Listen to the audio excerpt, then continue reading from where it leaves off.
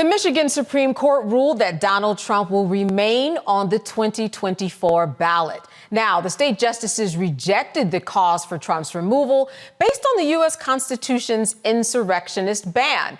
Unlike in Colorado, the Michigan courts rejected the case wholly on procedural grounds. They never reached the questions of whether the January 6th was an insurrection or whether Trump engaged in it. The Michigan lawsuit was filed in September by an advocacy organization, Free Speech for People, on behalf of a group of voters. It also pursued an unsuccessful 14th Amendment challenge against Trump in Minnesota and recently filed a new case in Oregon. A separate liberal-leaning group initiated the Colorado lawsuit. These dueling outcomes could set the stage for the United States Supreme Court's involvement. Certainly that is going to be the case. I wanted to start with you, Torrin. It seems to me like, as we know, the Supreme Court must speak, and certainly they are going to speak, but this is very, very confusing when you look at Michigan and look at what Colorado has already decided. There are so many moving parts here, and we don't know what other states are coming up next with perhaps the same or a totally different decision, because this decision in regards to Michigan was based on procedural grounds, saying that the Secretary of State did not have the right to even determine whether or not Trump could be on the ballot. What are your thoughts about all of these different decisions that have come in so far with Michigan and Colorado?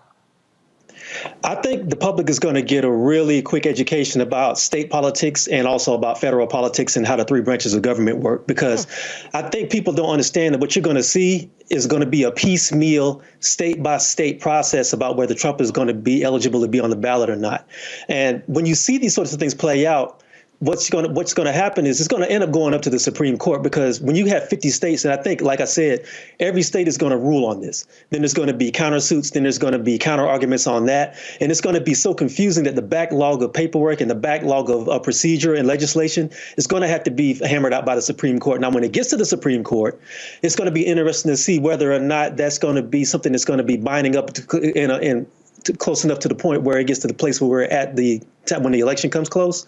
Because if you move it too close to the time for election when he's eligible to become on the ballot, then it's going to end up devolving back to the states, and then we're going to have to do this whole process all over again. I think what's going to happen is you're going to see procedures happen in American politics in 2024 that you have not seen in the last 200 years.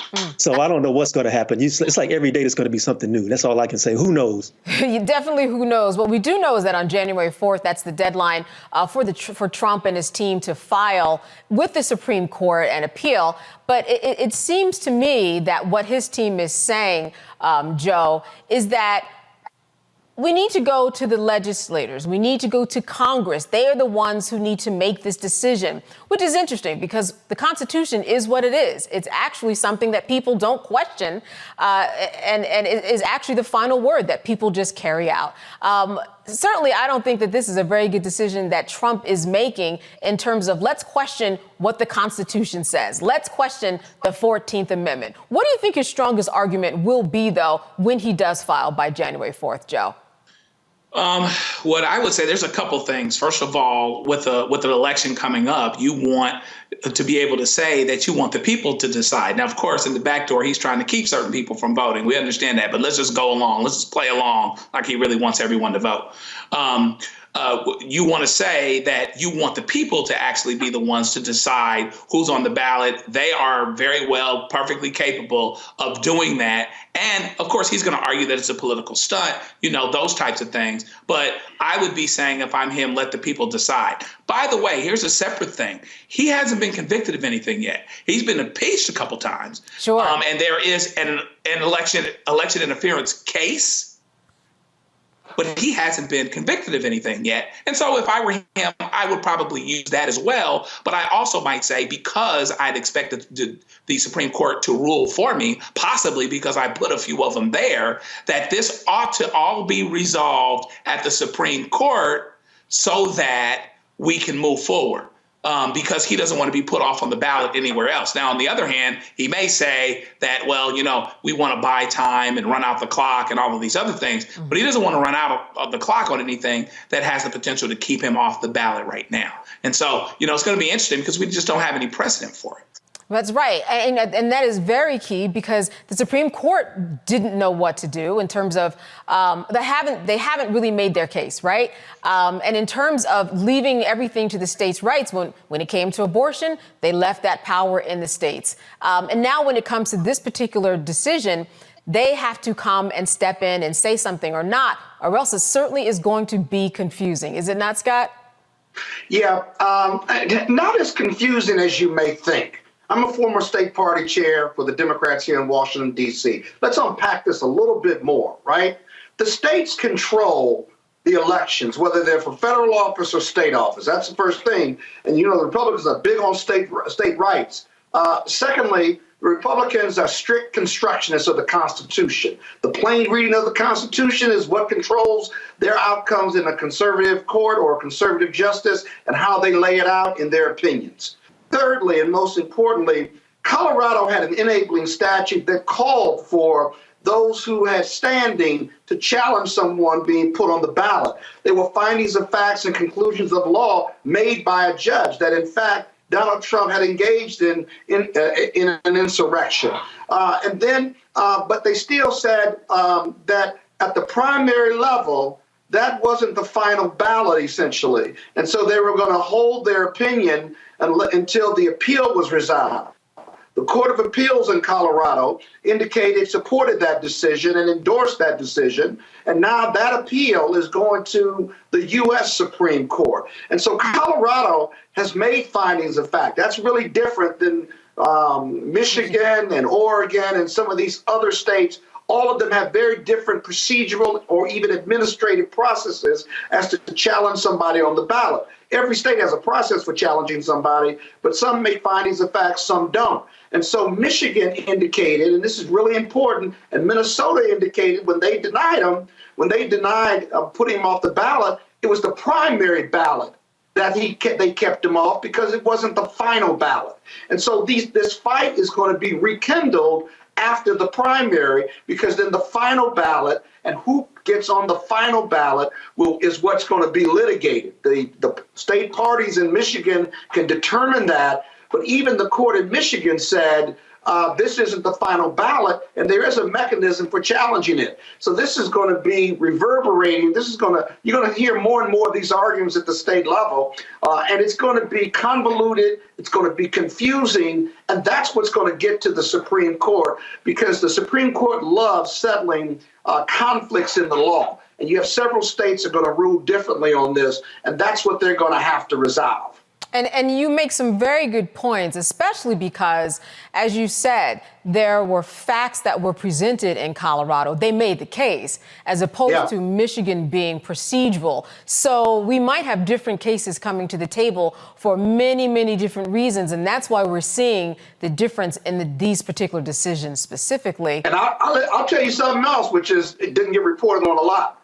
In the Colorado case, there were moderate Republicans who brought that litigation. And in several other states, it's not just Democrats bringing these claims in these other states to keep Trump off the ballot. They're moderate Republicans because they're looking for an alternative to Donald Trump, an alternative to MAGA. They may have it in Nikki Haley, maybe not. We'll see how she does in the first caucus, in the first primary. But these are moderate Republicans who believe in the Constitution and believe in fairness, justice, and equality, and don't want to see the crudeness and the crassness and the illegal conduct that Donald Trump is promising. They don't want to see him in the White House. Race is going to be close no matter what. But the state litigation on keeping him off the ballot is a really, really powerful and important opportunity to get that done. And it's the real threat, other than the obviously felony indictments and criminal indictments, but it's another threat to his political survival, because his campaign are his criminal cases, and his criminal cases are his campaign. If either one of those fail, if he loses at either one, right, it's over for him. So he's got to keep both of them going until he can win the general. No one in the history of the world has beat 91 felony and state criminal indictments. And so he's got to run the table. Yes. It's unlikely he's going to run the table on this. He's going to get caught as we used to say, he gonna get caught short from where I come from at least once, maybe several times. Right. Out of all those, right? One's got to stick, one or two. Joe, what are your thoughts about the Supreme Court when it lands into their laps on the 4th?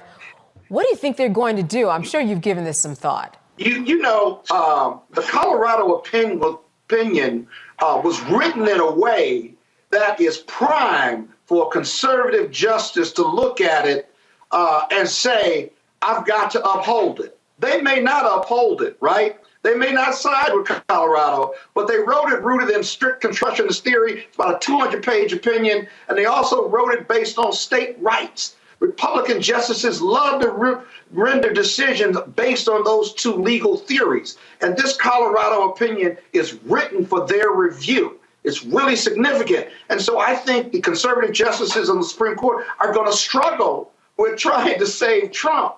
But I will tell you this. My father, who passed away a few years ago, was a state court justice in Illinois. Mm-hmm. He served for some period of time on the Court of Appeals. And he talked to me about code of conduct, judicial code of conduct, that you may reach a decision, no matter where you are on the federal or state or judiciary, right? You may still reach a conservative decision. But the judicial canon of ethics really controls the thought process of most judges once they get there. I'm not saying that there are no politics involved, but for the most part, conservative and liberal justices try to get it right because they have their canons of ethics. They're going to struggle with not only their canons of ethics, their politics, but also how this Colorado opinion was written. It's going to be interesting to see what their position is on this insurrection, what they think of Donald Trump. And remember, Justice Roberts hates politicizing the court, which is why they punted on the John Smith or Jack Smith papers. He will not want to have this court tied up in the political decision-making on the next president. Absolutely. It's a lot for them to consider. He may have no choice in the matter in 2024. I want Joe to jump in. What are your thoughts? Yeah, that's where I would have gone. There's a couple people that aren't going to care. Clarence Thomas will do anything to thwart Democrats and support Republicans, particularly because he's got an axe to grind ever since 1991. Roberts will come in and try to find the middle ground that preserves the legitimacy of the court, even though he gets decisions wrong as well. I'm not saying that he's faultless, but he is concerned enough about the legacy of the court to try to make something happen that doesn't make it look like the court figured in on who became president. He will try. We will see if he will succeed, but he will try. Yeah. You know, I agree. Yes. Now, it's interesting because Trump recently had kind of a win in the Supreme Court when they decided not to determine whether or not immunity applied to him. I'm wondering if you would say, Torain, that this is another win, that if it goes to the Supreme Court, that this will be a win, Torain. Well, it's so crazy to see the way the political system in America has gone over the past 4 years that you can't tell. I know there's there's some judges on the Supreme Court who may feel like they owe Trump a favor because a lot of their appointments are beholden to him.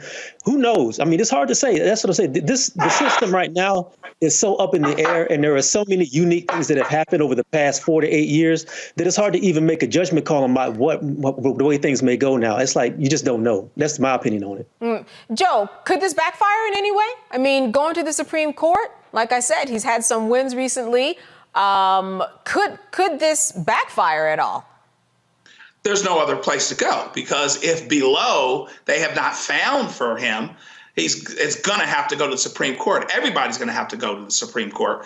And again, at the end of the day, as it pertains to preserving democracy, upholding the Constitution, whether it's the legislature, whether it's the executive, and particularly the judicial, at some point we're screwed anyway if the justices and the judicial system doesn't do what it needs to do in light of the Constitution and what needs to happen. The question becomes whether the fact that 3 of these folks were appointed by Donald Trump and they got rid of abortion after specifically saying that they wouldn't do so, does that mean that they would actually turn the country upside down and topsy-turvy with something like this that was clearly supportive to the president? in light of particularly if he ends up being convicted of some things, and that type of thing. So the question becomes whether they will actually do that.